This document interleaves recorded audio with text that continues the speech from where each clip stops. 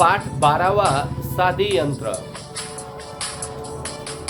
खालील चित्रामध्ये काही कामे युक्तीने पूर्ण करण्यासाठी एक ठराविक साधन वापरले आहेत। या साधनांचे नाव सांगून त्याचा उपयोग होत आहे याची वर्गामध्ये चर्चा करायची आहे। दैनंदिन जीवनामध्ये कमी वेळेमध्ये अधिक श्रमाने व अधिक कामे व्हावीत यासाठी जी साधने वापरली जातात त्यांना यंत्र असं म्हटलं जातं। शेजारील चित्रामध्ये दाखवलेल्या यंत्रामध्ये एक दोन भाग आहेत, त्यांची रचना कार्य साधे आणि सोपे आहेत का?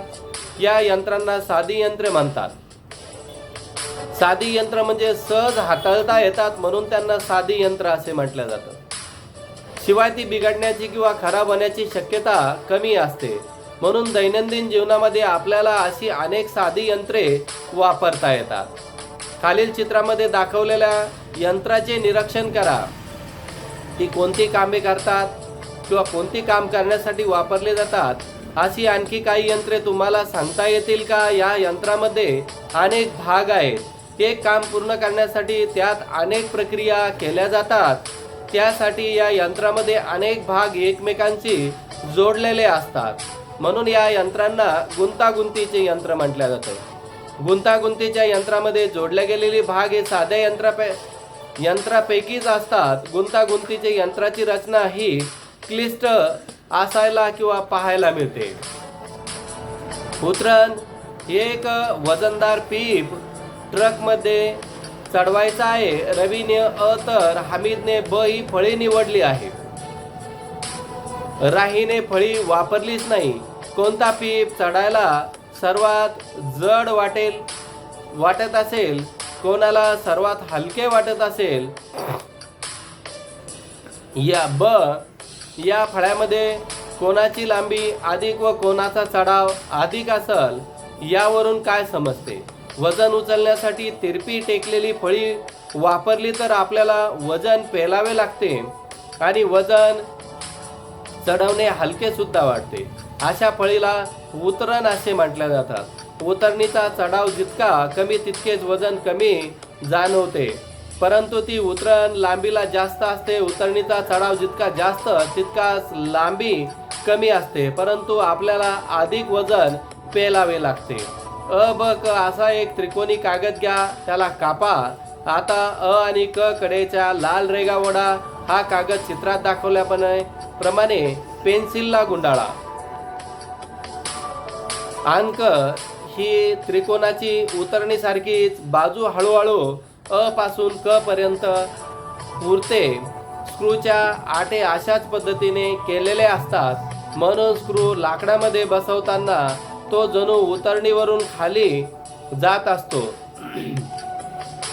यामुळे खिळा ठोकण्यापेक्षा स्क्रू बसवण्यासाठी कमी जोर लावावा लागतो।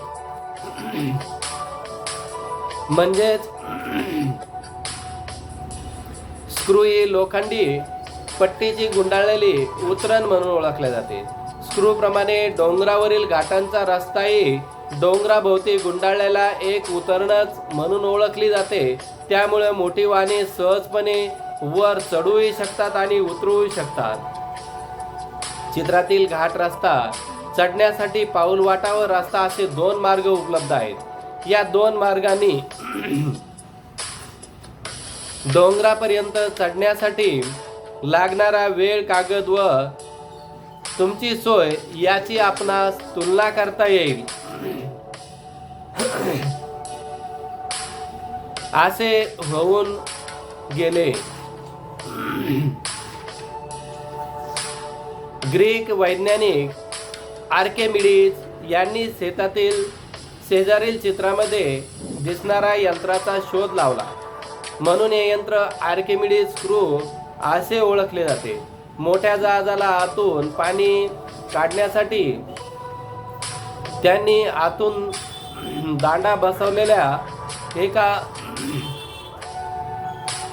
गोलाकार नळीचा वापर केला आहे। ती नळी 45 कोनामध्ये पाण्यात ठेवून दांडा सपाट पृष्ठभागावर येईल असे ठेवले, तेव्हा दांडा फिरवताना तेव्हा पाणी वर चढू लागते।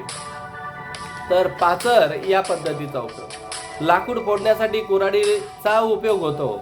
दोन उतरणी जोडल्या की धारदार अवजार तयार होते. अशा अवजाराला पाचर असे म्हणतात. पाचराचा उपयोग एखाद्या वस्तूचे दोन तुकडे करण्यासाठी किंवा चिकटलेल्या वस्तू वेगळ्या करण्यासाठी केला जातो.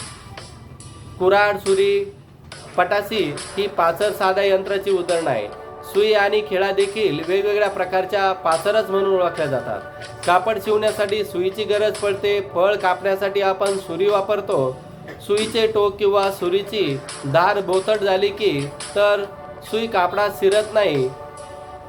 सुरीने फळे कापली जात नाहीत असे का होते?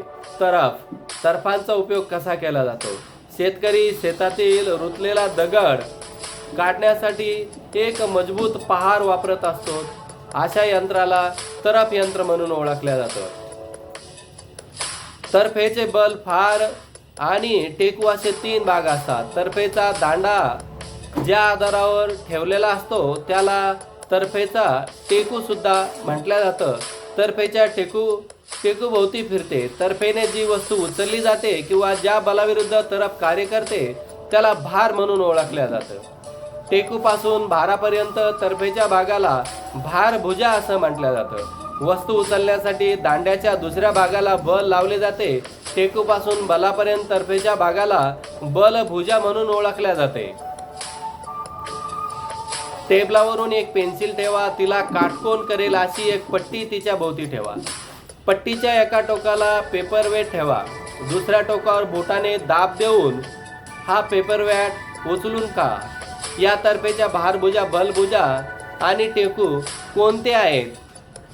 आता पेपरवेटपासून पेन्सिलीचे अंतर वेळी 4 सेमीने वाढवण्यास सुरुवात करा आणि प्रत्येक अंतरावर पेपरवेट उचलला जातो हे पहा. काय आढळेल? भारभुजाच्या तुलनेत बलभुजा जशी जशी लांब होत जाते तसे तसे पेपरवेट उचलण्यासाठी कमी बल लावावे लागण्यास आपल्याला भासते. हा तर्फेचा एक पहिला प्रकार आहे. सॉसच्या बाटलीचे झाकण काढताना आपण ओपनर कसे वापरतो हे चित्रात बघा. त्याप्रमाणे कृती करा. ओपनर झाकणावर टेकून घट्ट बसलेले झाकण काढण्यासाठी आपण ओपनरच्या विरुद्ध बलावर बल लावून त्यास ओढतो. जेव्हा झाकण वर ओढले जाते आणि त्यावेळेस ओपनर टेकू भोवती फिरते, यावेळी भार आणि बल टेकू कोठे असतात. आपण चिमट्याने एखादी वस्तू उचलतो. चिमट्याने 2 भुजांच्या टोकाला वजन म्हणजेच भार असतो. 2 भुजांच्या मधल्या भागावर आपण बल लावतो म्हणजे बल हे तर्फेच्या मध्य भागावर लावलेले जाते. टेकू आणि भार तर्फेच्या 2 टोकावर असताना पाहायला मिळतात. बल, टेकू आणि भार यांच्या स्थानावर तर्फेचे 3 प्रकार पाहायला मिळतात. तर्फेचा पहिला प्रकार. तर्फेच्या पहिल्या प्रकारात टेकू मध्ये असतो व एका टोकाला भार तर दुसऱ्या टोकाला बल असते म्हणजे भार आणि बलाचं कार्य चालतं. तर्फेचा दुसरा प्रकार. मध्यभागी भार एका बाजूला, टेकू दुसऱ्या बाजूला, बल हा तर्फेचा दुसरा प्रकार म्हणून ओळखला जातो. तर तर्फेचा तिसरा प्रकार. मध्यभागी बल किंवा बाजूला टेकू आणि बाजूला भार हा तर्फेचा तिसरा प्रकार म्हणून ओळखला जातो. अशा प्रकारे 1 आणि 2 तिन्ही प्रकारे टेकू आणि बल यांचं कार्य चालत असतं. कप्पीचा उपयोग कशासाठी केला जातो? पेन्सिल, चिकटपट्टी, दोऱ्याचे रिकामे रीळ, अर्धा मीटर जोडा दोरीला समजा अर्धा मीटर जाड दोरीला बांधता येईल असे वजन, खोडरबर, खेळण्यातील रंगीत चिकट माती हे कोणतेही घेऊ शकता. टेबलावरील कडेनं पुढे पुढे येईल अशा पद्धतीने पेन्सिल टेबलावर ठेवा. चिकटपट्टीने टेबलावर पक्की चिटकवा. पेन्सिलने पुढे असलेल्या भागावर रीळ अडकवा. पेन्सिलच्या टोकावरील रंगीत मातीचा गोळा बसवा म्हणजे रीळ निसटणार नाही. या रीळावरून एका बाजूला वजन असलेला दोरा सोडा.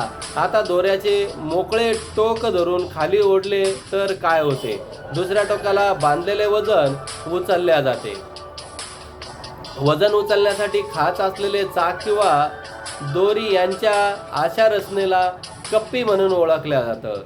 कप्पी वापरण्याचा काय उपयोग असतो? वरच्या दिशेने वजन उचलण्यासाठी खालच्या दिशेला बल लावावे लागते. ते अधिक सोयीचे होण्यासाठी उपयोग केला जातो. रोजच्या वापरातील कप्पीची काही उदाहरणे तुम्ही पाहिलीच आहे, त्याची यादी आपण करू शकतो. चाक आणि आस. आकाश पाळण्याची मजा तुम्ही सर्वांनीच घेतली आहे. त्याचे मोठे चाक कसे फिरते? आकाश पाळण्याचे मोठे चाक मध्यभागी एका दांड्यावर बसवलेले असतात. या दांड्याला आस असं म्हटलं जातं. विजेच्या साहाय्याने आस फिरू लागला की त्यावर बसवलेले चाकही फिरते. आस आणि चाक ही जोडी एक साधे यंत्र आहे. त्याचा असंख्य ठिकाणी उपयोग केला जातो. आपण सुद्धा पाहतो सायकलचे पॅडल फिरवले की चाक फिरू लागते. हे असे कशामुळे होते? यंत्राची निगा देखील राखावी लागते. यंत्रे वापरली जात असताना त्यांच्या काही भाग एकमेकावर घासतात. धूळ बसून खराब झाल्याच्या भागामध्ये अधिक घर्षण होते. हवामानाच्या परिणामामुळे काही भाग घसतात. असे भाग घासले जातात व त्यांची झीज होते. त्यामुळे यंत्रे निकामी होतात. हे टाळण्यासाठी आपल्याला त्याची काळजी घेणं गरजेचं आहे. यंत्राची निगा राखताना त्यांचे सर्व भाग पुसून स्वच्छ केले जातात. एकमेकावर घासल्या जाणाऱ्या भागामध्ये वंगण, ऑइल, ग्रीस असे पदार्थ भरले जातात, जेणेकरून त्यामध्ये घर्षण कमी होऊन त्याची झीज कमी होईल. वापरात नसताना त्यावर धूळ बसू नये म्हणून यंत्रे झाकून ठेवली जातात. हवामानाचा परिणाम होऊ नये म्हणून यंत्रातील धातूपासून बनलेल्या भागावर रंग दिला जातो. अशी यंत्रे कोरडी राहण्याची दक्षता सुद्धा आपण घेत असतो. मोठमोठ्या कारखान्यामध्ये यंत्रांची देखभाल व निगा राखण्यासाठी एक स्वतंत्र विभाग असतो. ठराविक कालावधीसाठी कारखाने बंद ठेवून तेथील यंत्रांची निगाही राखवल्या जाते. तर यंत्राची निगा राखली नाही तर गरजेच्या वेळी ते उपयोगात येणार नाही. यंत्रे कशी हाताळायची याची माहिती घेऊन अपघात होणार नाही याची आपल्याला काळजी घ्यावी लागते. श्रम कमी व्हावे, कमी वेळात अधिक काम व्हावे यासाठी आपण यंत्र उपयोगात आणत असतो. काही यंत्र साधी असतात तर काही यंत्र जटिल व गुंतागुंतीचे असतात. उतरण, पाचट, तरफ, कप्पी, चाक ही साधी यंत्रे म्हणून ओळखल्या जातात. तर बल, भार, टेकू यांच्या स्थानावरून तर्फेचे 3 प्रकार पडतात. यंत्र कार्यक्षम राहावीत म्हणून त्यांची योग्य काळजी कशी घेतली जाते? ग्रीस, ऑइल हे त्यांना वंगण भरून त्यांचं कार्य सुरळीत चालण्यासाठी मदत केल्या जाते. अशा पद्धतीने यंत्राची निगा राखणे हे गरजेचे असते.